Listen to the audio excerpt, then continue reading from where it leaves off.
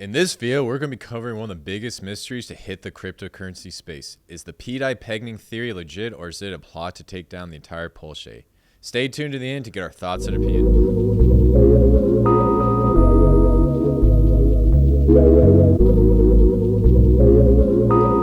You don't know what you don't know. What is up, guys? Welcome back to the Verse Crypto channel, the most savage and degenerate crypto channel out there. My name's Khaos Kris, and I'll be your host today. Before we hop in this video, smash that like button, hit the subscribe button, and turn on bell notifications so that we keep you guys updated with the latest, greatest news and information within the space. With that being said, let's hop right in this video.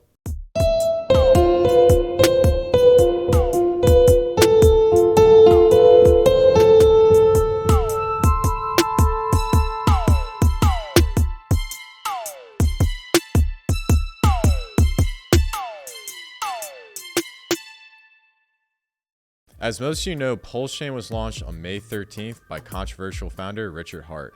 Right. Here we go. For those you don't know, Pulsechain is a fork of Ethereum with upgrade features to make faster and scalable. In addition, it was one of the first blockchains to airdrop fork copies of decentralized applications on Ethereum. We call this event the world's largest free airdrop. All Ethereum wallet holders received a free copy of their ERC20 tokens on Pulsechain. This means if you own Uniswap on Ethereum, you would own the PRC20 equivalent on Pulsechain. It's the same code, ticker symbol, and tokenomics, but all on a different chain. After the Pulsechain launch, many community members consider PRC20 tokens utterly worthless. They consider them to have similar applications to meme coins. Richard Hart attempted to launch PRC20 token yield farming on PulseX, but faced immense backlash from the Hex and Pulsechain Maxi Clown Posse army. But this all changed on August 2nd, 2023, when Supreme Ally Degen Commander Holonomics posted the X post heard around the blockchain titled Pulsechain Theory Time. The X post summarized the research findings of 9 Iron Capital and U2, which discussed a mysterious wallet buying and burning pDai with the hopes to bring it to Peg. Yes, you heard that right. Someone is trying to create the first decentralized stablecoin on the Pulsechain using a PRC20 token copy created by the legendary Richard Hart. So for us this video, I'm going to give you the meat and the cheese behind the pDai Peginning theory. Plus, it'll piss off the Pulsechain and Hex Maxi Clown army, which I love to do. So sit back, grab your crystal ball, popcorn, and let's go down this rabbit hole. To start off, the MakerDAO contract was accessed before the public launch. The Pulsechain opened to the public on May 13th. On May 11th, an origin address or OA connected wallet minted pDai for the first time. The transaction has the same owner wallet as Pulsechain, PulseX, and incentive token MasterChef, as well as the eternal storage proxy for the whole chain.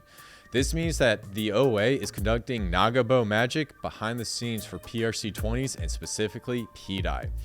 Call me crazy, but I find it awfully interesting that OA connected wallets were legitimizing the MakerDAO contracts and function before we could even access the chain. Believe it or not, the rabbit hole doesn't stop there. Fast forward to July 2nd, the second largest holder of the Maker token on Pulsechain submitted a proposal to update the pDai smart contract. On July 8th, the same wallet submitted a 9.5 billion Pulse payment to run a smart contract through the MakerDAO code on Pulsechain. When tracking this wallet on Etherscan, we can see a 547 Ethereum payment was routed through Tornado Cash to hide the transaction. This is amazing because the same wallet made the 9.5 billion Pulse payment received 46,000 Maker tokens on July 2nd from a series of random wallets. But guess where the Maker was returned to when it was sent back? It was sent back to the MakerDAO team. If you check the blockchain ledger, you can see a large amount of pDai was minted before July 22nd. After this date, the pDai inflation bug was fixed, and the only way to mint pDai is through arbitrage opportunities from PUSDC. In conclusion, a benevolent whale and the Maker team teamed up to fix the pDai contract. Now here's where things get extremely interesting. For the Maker vaults, none of the 20 wallet staking vaults had assets in them after the Pulsechain fork. Approximately 9 months ago, Maker implemented an auto forward function. All the vaults were forwarded to Liquid Stake Ether 2.0. What is Liquid Staked Ether address? It allows people to deposit Pulse, mint staked ETH. Staked ETH can be converted 1-to-1 back into Pulse and reinvested. Why is this so relevant? Because it seems like the Lido DAO replaced Maker on Pulsechain pre-launch. It was all set up on May 11th using Etherscan. The contract creator leads back to a wallet titled dev.izq.eth. When searching for this wallet, it's connected to Jorge Azevedo, the co-founder of Aragon. Aragon is the governance framework DAO that Lido uses. Lido replaced Maker, and his signature is on the chain to show it. From these three pieces of information, we can conclude the pDai contract was interacted with, changed, and updated at the beginning of the Pulsechain launch. To say this was all coincidence, it was extremely unlikely. Now, the plot thickens when a new player enters the game. After the inflation bug was fixed, an anonymous wallet with the ending digits 414 created a mysterious token called atropa. If you look back on Pulsechain testnet, you can see that this same token was created sometime around May of 2022. The 414 wallet address has been pairing the atropa token with pDai into a liquidity pool, sending it back to a burn wallet address. This process reduces the supply of pDai on the market and will simultaneously add monetary value to it. On top of that, the 414 wallet address has been sending funds through a privacy mixer bridge created by blockchain company Blockbin. The bridge was set up weeks after the Pulsechain launch and did not receive much attention. These funds through the privacy bridge were used to buy more atropa and pDai LP. To this date, over $2 million have been burned into the atropa and pDai liquidity pool. Since then, we have seen the launch of hundreds of tokens from the same wallet address, repeating the same process. The launch of these new tokens form an interconnected liquidity web that leads back to pDai and atropa. The goal is to set up a massive web of tokens that can give arbitrage bots the opportunity to buy and sell between each liquidity pool. This process increases the value of the liquidity pools, prevents price collapse of atropa, and appreciates the value of pDai. It's essentially a massive experimental Pulsechain. We have yet to see another blockchain protocol implement this technology. One other note I would like to mention, atropa contract has been renounced, which means the code cannot be changed and no more tokens can be minted. We'll cover the atropa ecosystem in a later video. Now, you might be asking yourself right now, why does someone want to bring pDai to Peg? There's plenty of reasons, but let's look at the connection to Richard Heart. To start off, Richard Heart owns 15% of the regular DAI stablecoin in existence from Pulsechain and PulseX sacrifice.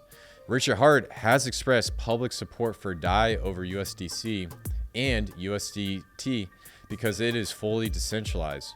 Richard Heart is rumored to be creating a decentralized wallet that can be used as a payment solution. Richard Heart has bragged on past streams that he has something special planned for PARC20s. Recently, Fenix blacklisted the Hex token on Ethereum, which means USDT cannot be swapped for Hex. Also, there are rumors that Circle might turn off stablecoins at the Pulsechain bridge, which means you cannot use USDC on Pulsechain.